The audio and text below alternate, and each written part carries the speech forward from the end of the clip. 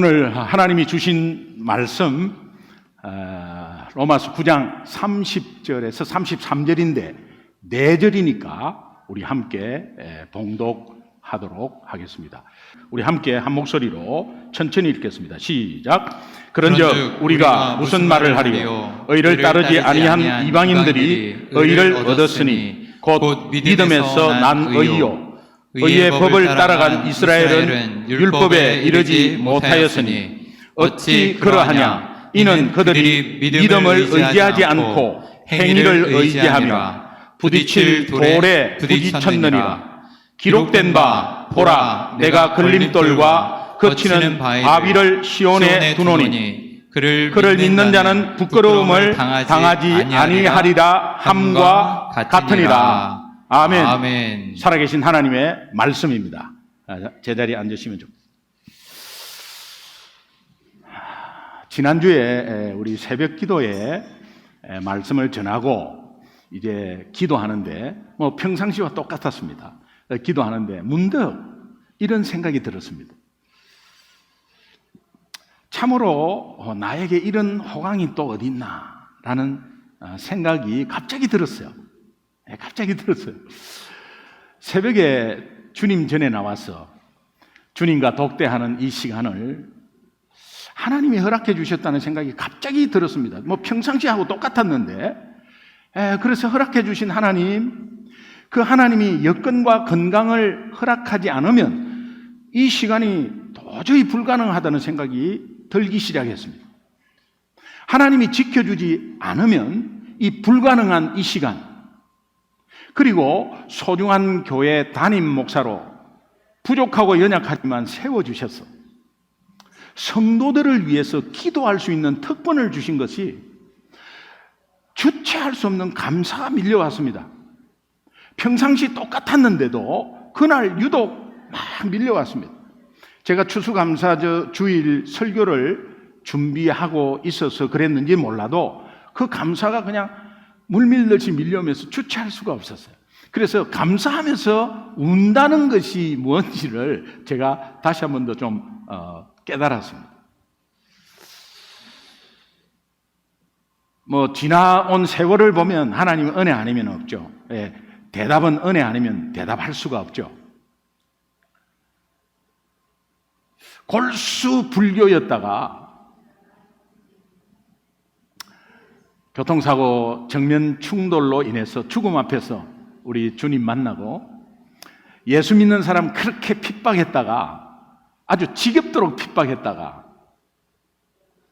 오히려 예수 믿어서 이렇게 목사까지 된다. 참 사람은 오래 살고 볼 일이죠. 그러면서 여러분 담임 목사가 됐습니다. 여러분보다 똑똑한 거 하나도 없고 잘난 것 하나도 없고 더 착한 거 하나도 없습니다.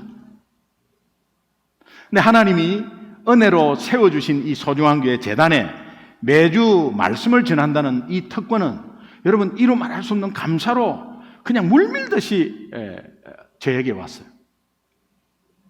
자, 여러분 지난 한 주 동안에 세상 일로 나름대로 분주하셨죠? 분주했지만 그 속에서 진정 하나님이 주신 건강, 여건, 시간을 분명히 하나님이 허락하신 신실하신 하나님, 그분을 여러분은 예수 믿으면서도 어느 정도 생각하고 계셨나요? 우리는 주신 것에 대해서 굉장히 감사해요. 주신 것에 대해서 굉장히 감사해요. 그 주신 것을 가지고 감사해요. 근데 주신 것에 대한 이것을 주신 것이 누구냐를 생각하는 것을 놓쳐버려요. 특별히 뭔가가 특별한 선물이 왔을 때는 그 선물 준 사람이 고맙겠죠. 감사하겠죠. 그런데 늘 허락하시고 늘 인도하셔서, 그러나 우리는 루틴하게 일반적인 생활로 다람쥐 쳇바퀴 도는 것 같지만 하나님께서 지켜주지 않으면, 어느 성도님이 고속도로 운전하고 있는데 갑자기 앞에서 트럭 바퀴가 빠져갖고 휙 올라가 버리더라고요. 한순간입니다. 파리 같은 목숨입니다. 한 치 앞을 내다보지도 못합니다. 우리 남은 시간은 우리의 시간이 아닙니다. 여러분이 지금까지 살면서 내 계획대로 되신 분이 있습니까? 없죠. 그러면 앞으로도 내 계획대로 안 된다는 것을 빨리 알아야 합니다. 그러면 내 계획대로 안 되면 내 계획, 내 인생을 누구한테 맡겨야죠. 우리의 신뢰의 대상 하나님께 맡긴다면 보이지 않고 잡히지 않지만 말씀으로 확증시킨 하나님이 우리의 삶을 지키시고 인도하시고 보호해 주실 줄로 믿습니다. 한 주간에 이 하나님을 어느 정도 생각하셨는가? 여러분이 하나님의 은혜만 생각하면 주체할 수 없는 감사가 밀려오고 있는가? 나 정말 예수 믿었는데, 예수 믿고 나서 예배 교회 일주일에 한 번씩 나오고 그것으로 예수 믿고 안 믿고의 차이가 있다면 애초부터 나는 예수 안 믿었습니다. 그러나 중요한 것은 우리 삶 가운데 작용해서 하나님의 말씀이 삶 가운데 작동해가지고 승리하는 경험들이 계속해서 일어나야 합니다. 하나님은 살아계시기 때문에, 우리는 돈키호테가 아니기 때문에 이 말씀은 끝까지 변함없이 최고의 베스트셀러가 되고 있는 이 하나님의 말씀을 우리는 절대로 소홀히 해서는 안 됩니다.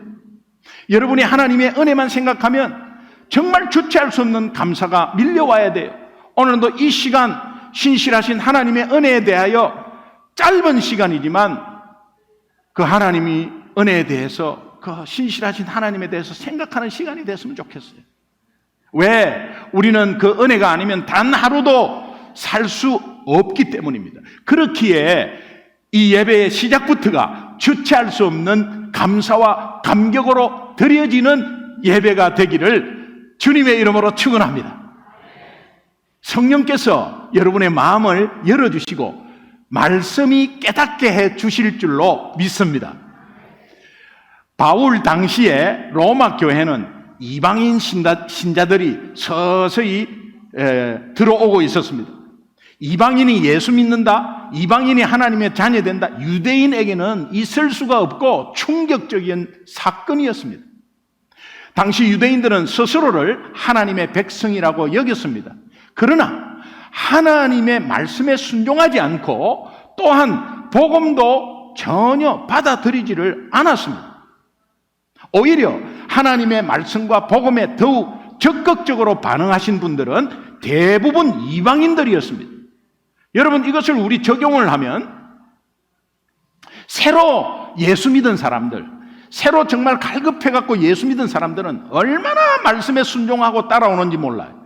그런데 10년, 20년, 30년 되시고 직분이 있다고 하는 분들은 아주 느긋해요. 반응이 별로 없어. 하나님 말씀과 복음에 반응이 없어요. 여러분, 이것은 우리가 다시 한 번 더 돌아볼 문제예요. 로마서 9장 30절은 이렇게 말합니다. 그런즉 우리가 무슨 말을 하리요? 의를 따르지 아니한 이방인들이 의를 얻었으니 곧 믿음에서 난 의요. 의를 따르지 않는 이방인들이 믿음으로 의를 받았답니다. 그리고 이에 이스라엘에게 어떤 일이 벌어졌는지 계속해서 말씀은 이렇게 말하고 있습니다. 31절 우리 함께 천천히 크게 한번 읽어보시죠. 시작. 의의 법을 따라한 이스라엘은 율법에 이르지 못하였다는 거예요. 이 율법은 하나님의 의의 수준을 말해요. 의의 법, 율법에 이르지 못하였다는 이 의미는 하나님의 의의 수준, 하나님의 의의 수준은 성경적으로 드러내 놓은 게 있습니다. 그것이 온 율법입니다. 여러분, 인터넷에 율법이 몇 가지냐 치면 613가지입니다. 613가지가 1번부터 613번까지 쫙 나. 세상 좋아졌어요. 쫙 나와요. 쫙 나와. 그게 성경에 나오는 온 율법이에요. 그 율법을 하나님이 주신 것은 내 수준이다. 내 수준이 이렇다. 우리 하나님의 수준은 완전이잖아요. 완전은 좀 추상적인 단어 아니에요? 완전히 어떤 거지? 완전한 거죠. 완전히 뭔데? 완전한 거죠. 그런데 그 완전을 손에 잡힐 수도 없고 모르는데 하나님이 성경에서 율법 613가지를 딱 내놓고 나서 이것을 다 지키면 나의 수준이 된다는 거예요. 근데 이 땅에 어느 누구도 죽었다 깨어나도 613가지 다 지킬 자가 어느 목사도 없고 이 땅에 한 사람도 없습니다. 그래서 율법은 지키려고 있는 것이 아닙니다. 하나님의 수준을 알고 그 앞에서 내가 죄인임을 깨닫고 무릎 꿇는 겁니다. 여러분 하고 해가지고 안 되는 것을 끝까지 하려고 하다가 안 됩니다. 그리고 우리는 613가지 플러스 우리 스스로 율법을 또 막 만들어요. 우리 신학교 때 우리 같은 동기생 중에 조율법이라고 있었습니다. 이 친구는 그 친구와 약속하면 정시 안 오면 큰일 나. 그냥 막 천지가 개벽해 그냥. 그리고 수업 시간에 늦게 오면 엄청나게 그냥 야단을 해. 예배 때 2분 늦었다 박살나요. 얼마나 따지는지. 그래서 내가 그랬어요. 율법에 그렇게 율법 하면서 하다가 율법에 망한다. 자기는 확실하게 지킨대. 그러다가 어느 순간 약속 장소에 15분 늦게 도착했어요. 조율법 15분 늦게 도착했어요. 15분 늦게 도착한 그것을 어떻게 대답하겠어요? 여러분 자가당착으로 자기가 그냥 얽매여 갖고 그냥 간다니까요.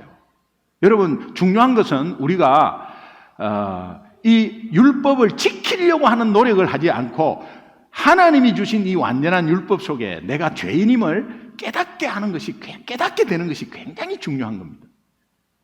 야고보서 2장 10절은 누구든지 온 율법을 지키다가 하나를 범하면 모두 범한 자가 된다. 이것을 만약에 설명하면 고리가 613가지 고리가 있어요. 그리고 저 위에 올라가야 돼. 고리를 타고. 그래가지고 600개 정도 고리를 타고 올라갔다. 이 대단한 신과 거의 비슷한 수준이죠. 그리고 13개가 남았어. 13개, 한 개 더. 그래갖고 이제는 611가지를 다 지켰어. 이거는 거의 신이죠. 그러다 612가지를 지키려는데 그 12가지를 못 지켜서 끊어져 버렸어. 다 떨어져 버리는 거예요. 그 말입니다. 안 지키는 것과 똑같습니다. 본문 31절은 다시 여러분 한번 보시죠. 의의 법을 따라간 이스라엘. 의의 법은 의의 율법입니다. 율법을 따라간 이스라엘. 그 율법 하나님의 의의 수준에 이르지 못합니다. 그런데 이스라엘은 그 율법을 계속 따라가려고 했어요.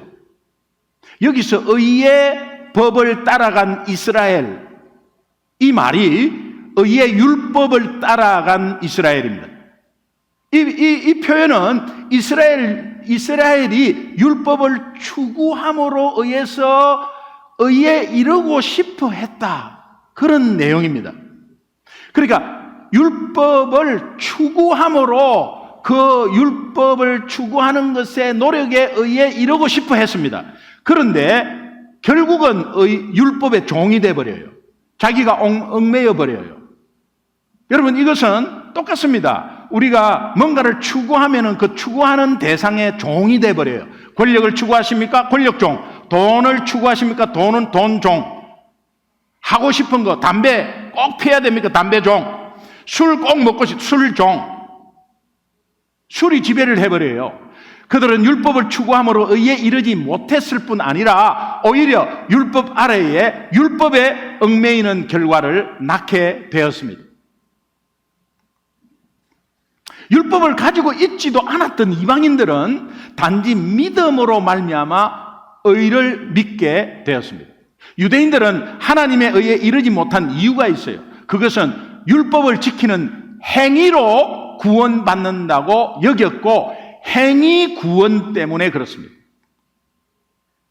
사실 믿음에 근거한 하나님의 의의 수준은 이방인에게는 예수 그리스도를 통해서 주어진 하나님의 의였습니다. 그러니까 우리는 절대 하나님의 수준에 이르지 못하는데 예수님이 우리 죄 때문에 십자가에 돌아가셔서 그 우리의 연약한 부분, 우리가 벌받을 것 모든 것을 단 한 번의 십자가에서 벌을 받았습니다. 그리고 그분은 부활하셨습니다. 그 예수님을 믿음으로, 그 예수님 믿는 믿음 때문에 완전하지 못한 우리를 613가지 다 지켰다고 쳐주는 겁니다. 하나님이 예수 믿으면서 쳐주는 거예요. 사실은 완전한 사람이 아니에요. 그런데 예수를 믿음으로 그렇게 쳐주는 것이 은혜이고, 이방인들에게는 예수 그리스도를 통해서 주어진 의다라고 말합니다. 그러나 유대인들에게는 아브라함 때부터 나타난 하나님의 원칙이 있었습니다. 예수님이 나타나기 전에는 그러면 어떻게 구원받죠? 유대인들에게는 하나님이 가르쳐 주셨어요. 그 가르쳐 주신 것이 신실하신 하나님에 대한 믿음에서 의를 찾게 가르쳐 주셨어요. 그들이 그리스도를 거부했다는 것은 예수라는 한 개인을 거부한 것이 아니라 구약 성경에 그렇게 가르치는 것을 구약 성경이 그들에게 계속 가르쳐 왔던 신실하신 하나님을 거부한 것입니다. 여러분, 신실하신 하나님을 구약 성경에 엘 아멘이라고 해요. 엘 아멘. 우리가 아멘 하죠. 그 신실하신 하나님의 약속이 이루어질 줄 믿습니다. 그런 뜻이거든요. 근데 엘 하는 건 하나님이 엘 아멘. 또 신실하신 하나님을 어떻게 표현하냐 하면 엘 헬로켐 아도나이라고 합니다. 이게 변함없으시다. 하나님이 약속한 것은 분명히 지키신다. 우리는 왔다 갔다 하고 우리는 변질되지만 하나님은 변질이 없다. 그 결과 하나님의 신실하심의 결정, 다시 말하면 하나님의 약속의 성취, 메시아 예수가 그들에게는 걸림돌이 되어버렸어요.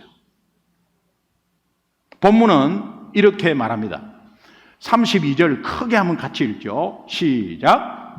그릇없이 그러하냐 이는 그들이 믿음을 의지하지 않고 행위를 의지함이라. 부딪힐 돌에 부딪혔느니라. 결국은 믿음으로 의지하지 않고 행위 구원으로 의지함으로 갔으니까 그 결과 부딪힐 돌에 부딪혀버렸어요. 여기서 말하는 부딪힐 돌은 예수 그리스도를 말합니다. 이들이 유대인들에게는 그리끼는 것이 되었다.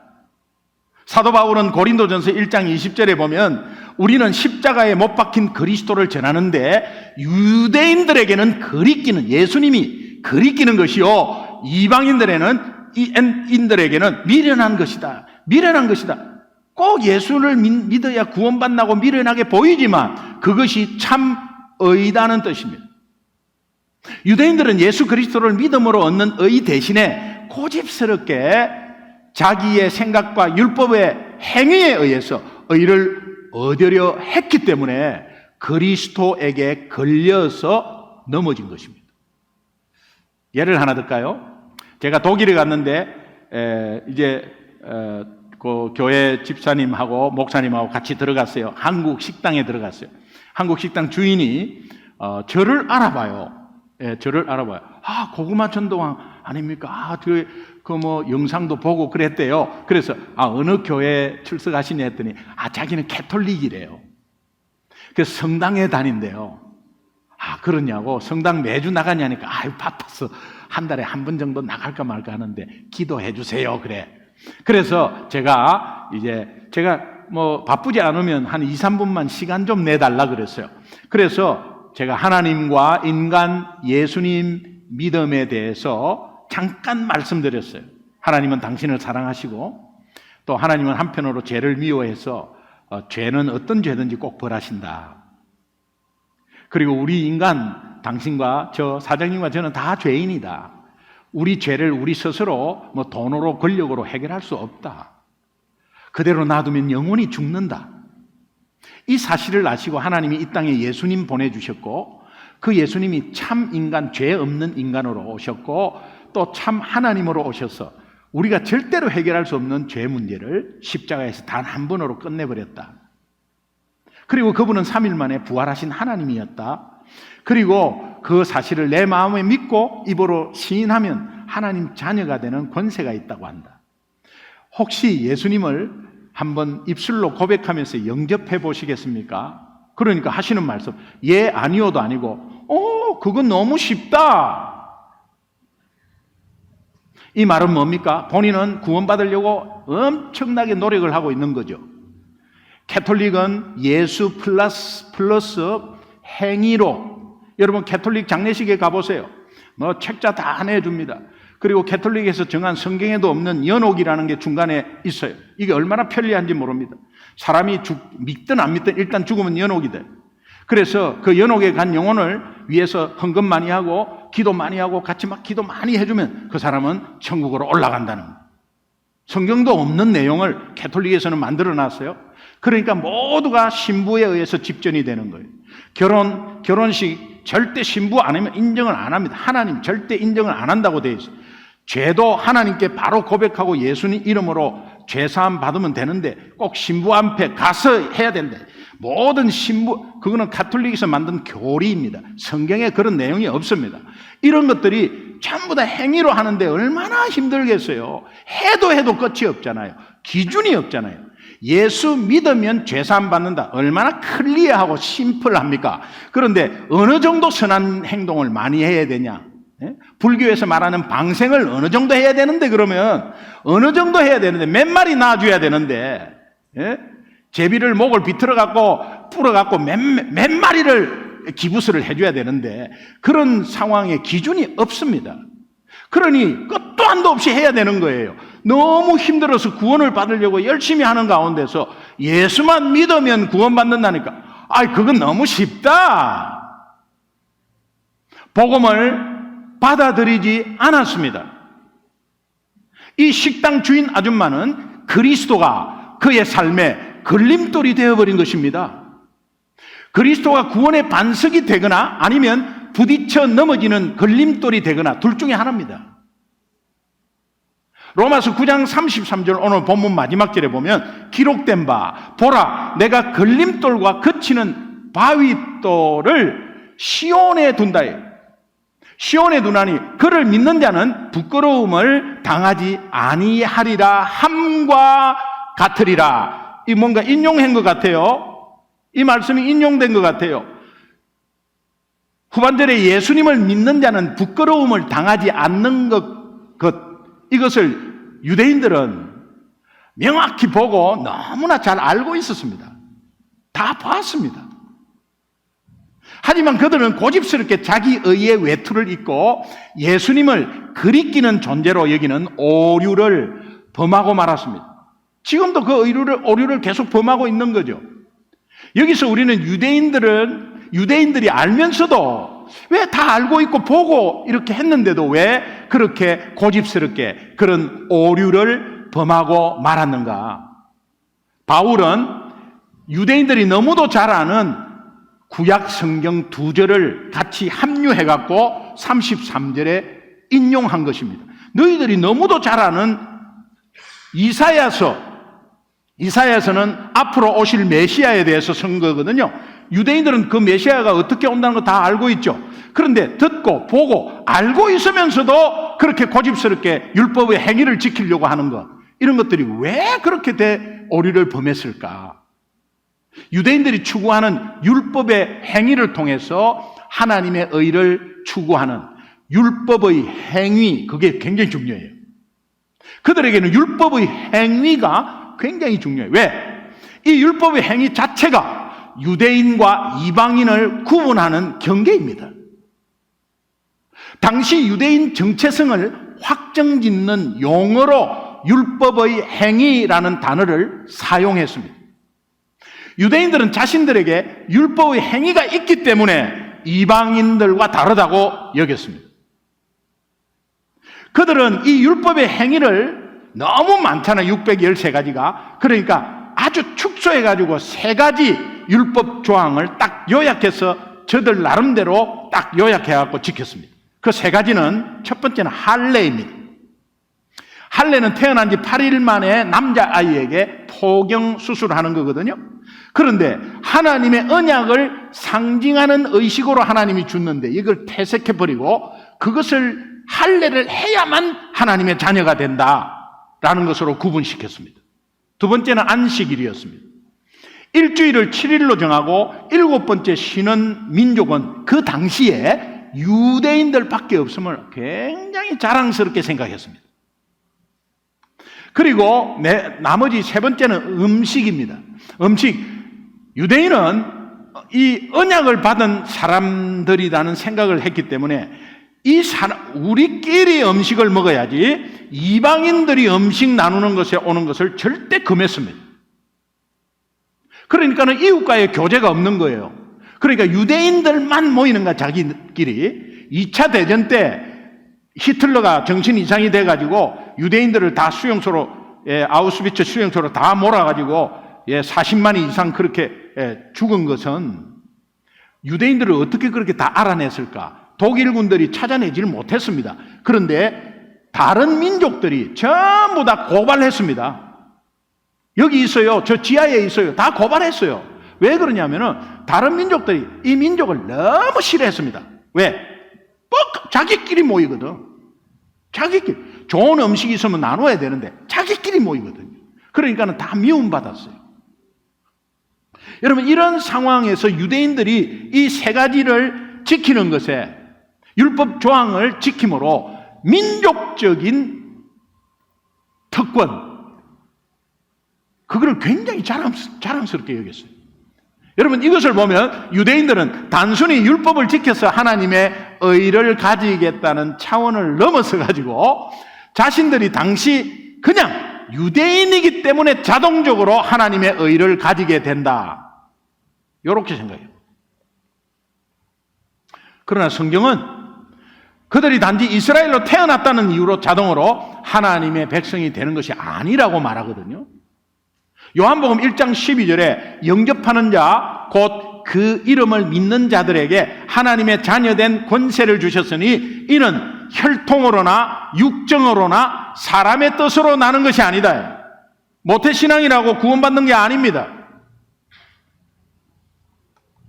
구원은 개인 문제거든요. 마틴 로이드 존스 목사님이 이 내용에 대해서 굉장히 클리어하게 말한 게 있습니다.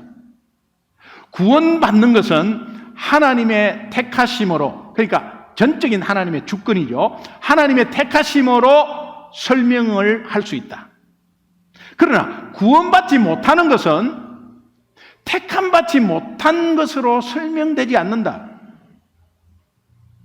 다시 말하면 하나님의 책임이 아니라는 거예요.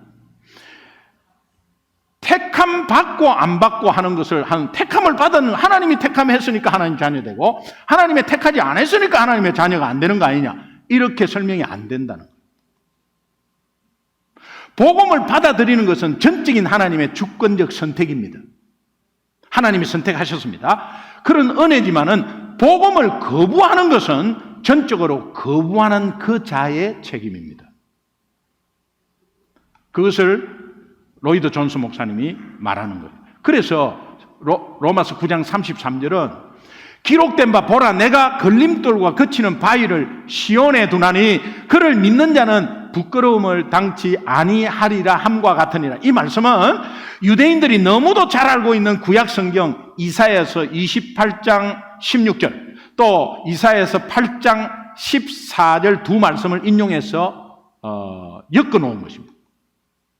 우리 이사야서 28장 16절 우리 큰 소리로 한번 읽어보겠습니다. 시작. 그러므로 주 여호와께서 이같이 이르시되 보라, 내가 한 돌을 시온에 두어 기초를 삼았노니 곧 시험한 돌이요 귀하고 견고한 기초돌이라.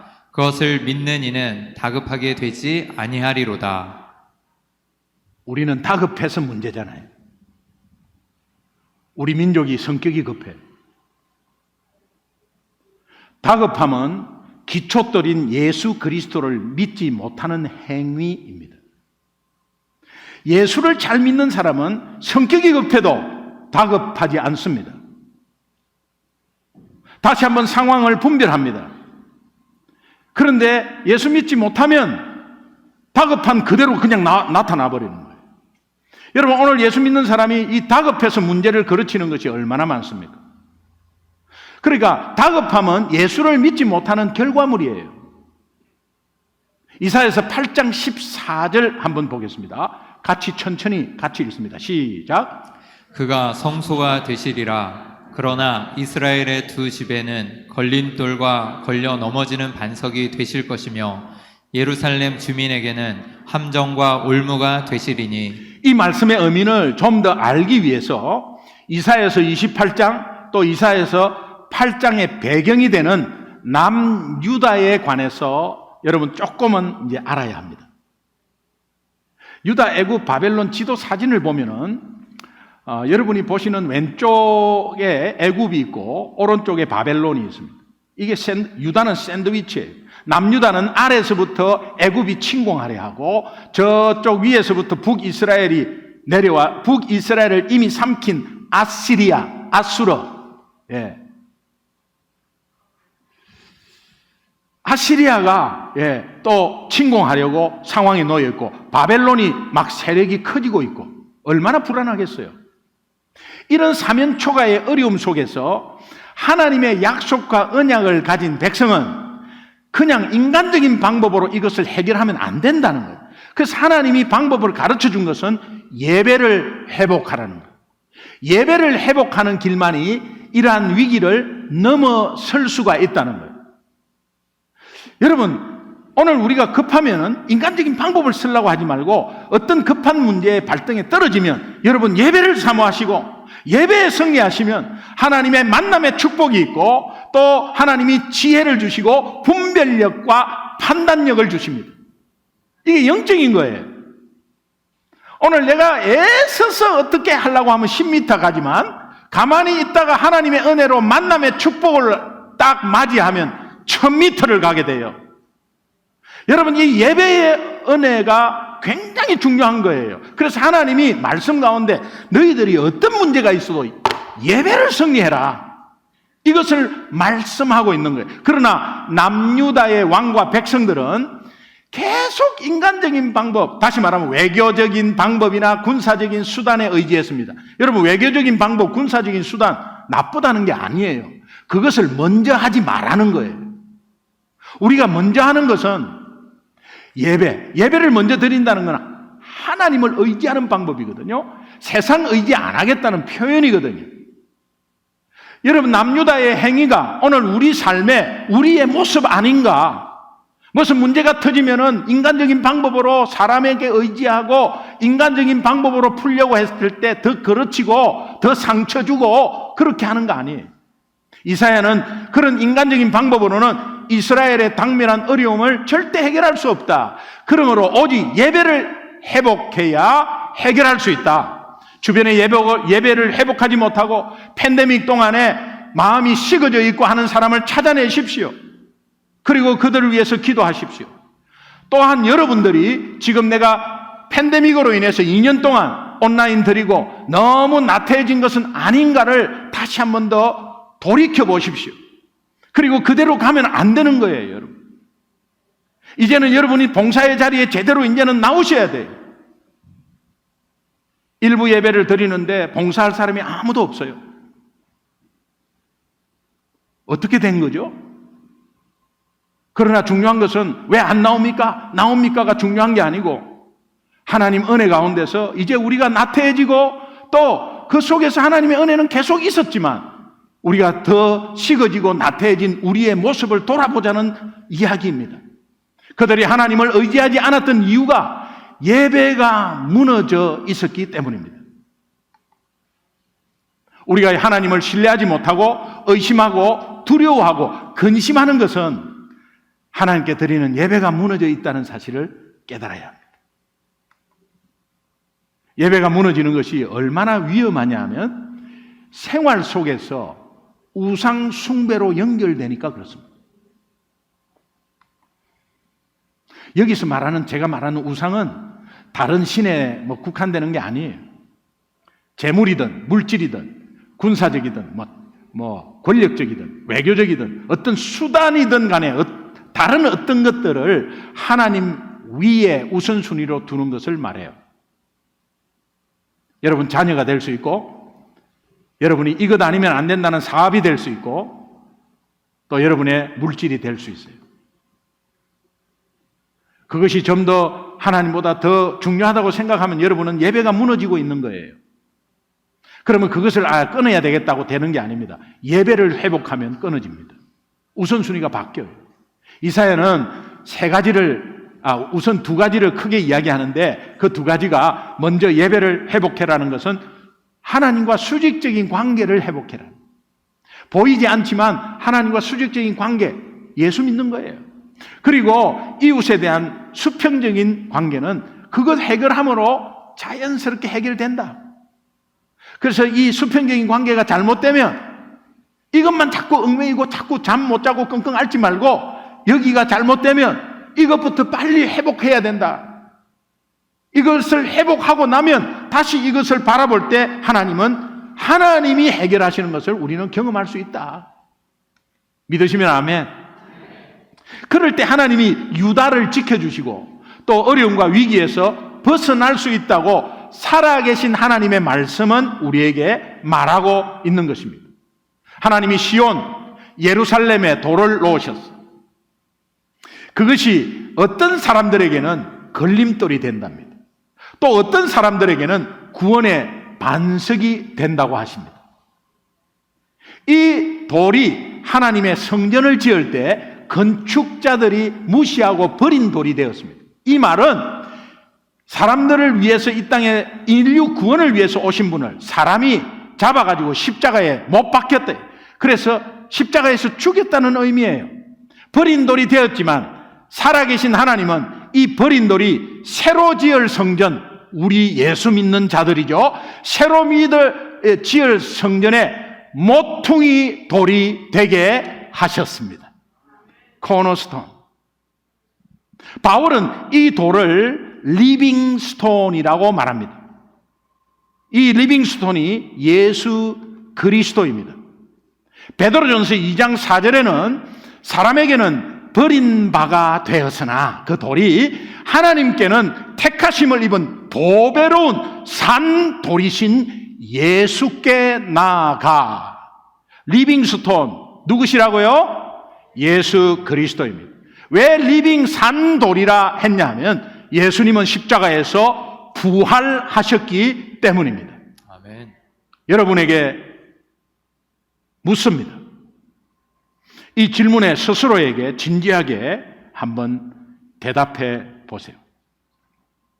과연 예수 그리스도가 여러분의 인생에서 걸림돌이십니까? 구원의 반석이십니까? 여러분은 마음속에 구원의 반석이지 라고 할지 모르지만 어떤 영역 속에서 걸림돌이 되는 영역은 없습니까? 좀 조용히 신앙생활 하고 싶은데 나는 주일만 딱 드리고 조용히 좀 하고 싶은데 이거 해라 저거 해라 이거 해라 죽겠어. 예수님이 걸림돌이 되고 있는 것입니다. 예수 안 믿으면 그런 일이 전혀 일어나지 않아요. 예수 안 믿으면 새가족관 받아라, 고구마 전도 학교 해라 이런 거 전혀 상관없습니다. 예수 믿으면 믿음 안에서 성경 하나님의 말씀 가운데 고민되고 갈등되는 부분이 있습니다. 그것들은 여러분이 여러분의 의로 하고자 하는 것과 부딪히는 거예요. 그래서 그냥 고민되면서 막 싫은 거예요. 하나님과 가깝기 때문에 그런 갈등이 있어요. 여러분, 갈등은 가족 속에서 일어나지 남들과 갈등은 없습니다. 아무 관계도 없는데 무슨 갈등이 있어요. 고부간의 갈등은 가깝기 때문에 자녀와 부모 가깝기 때문에 부부관계 가깝기 때문에 그래요. 가깝다는 의미예요. 갈등은 여러분이 이거 부담되네, 정말 부담되네, 하나님과 가깝다는 의미예요. 내 인생에서 예수님이 걸림돌인가? 걸림돌이긴요. 당연히 구원의 반석이죠 라고 그냥 무조건 대답하지 말고, 여러분 삶 가운데 내가 정말 예수님 믿음으로 인해서 내가 뭔가 싫어지고 내가 뭔가 자꾸 부담되고 하는 부분의 영역들이 없는가? 그것은 걸림돌이 되고 있다는 겁니다. 우리 주님은 걸림돌로 이 땅에 오신 것이 아니에요. 우리는 구원의 반석으로 이 땅에서 세상에 나아가서 어떤 문제든 승리하며 어떤 문제든 이기며 어떤 문제든 우리 삶을 통해서 하나님의 영광이 온전히 드러나기 위해서 하나님은 우리를 선택하신 거예요. 한 주간도 여러분 이 일에 루틴하게 아무 생각 없이 그렇게 지내지 마시고 그저 하나님이 주신 은혜, 신실하신 하나님의 은혜에 감격해서 감사의 눈물 흘리는 한 주간이 되기를 원하고, 또 우리 인생에서 걸림돌 부분을 찾아내었어. 하나님, 딱 잘못하면 내가 예수님이 걸림돌 될 뻔했어요. 하나님, 이 부분에서도 물론 구원의 반석이십니다. 고백하는 한 주의 승리 한 주가 되기를 주님의 이름으로 축원합니다. 아멘. 우리 함께 기도하겠습니다. 하나님, 한 주간을 살다 보면, 지금까지 또 살다 보면 하나님의 기가 막힌 위대한 은혜에 대해서 놓쳐버렸습니다. 하나님은 절대로 변하지 않으시는데 내 상황이 변하고 내 마음이 힘들어서 하나님께 불평하고 원망했던 그런 시간들이 있었습니다. 그것이 예수님이 걸림돌이 되는 영역들이에요. 그러나 주님은 이 땅에서 걸림돌 데리고 온 것은 하나도 없습니다. 여러분 영역에 만약에 그런 영역에 걸림돌이 있다면 빨리 제거하셔야 돼요. 오늘 이 말씀을 통해서 하나님, 어떤 부분이든 구원의 반석이십니다. 어떤 부분이든 내가 믿음이 흔들리지 않겠습니다. 어떤 상황이 변하더라도 내 믿음은 흔들리지 않습니다. 고백하며 나아가는 시간 되기를 바랍니다.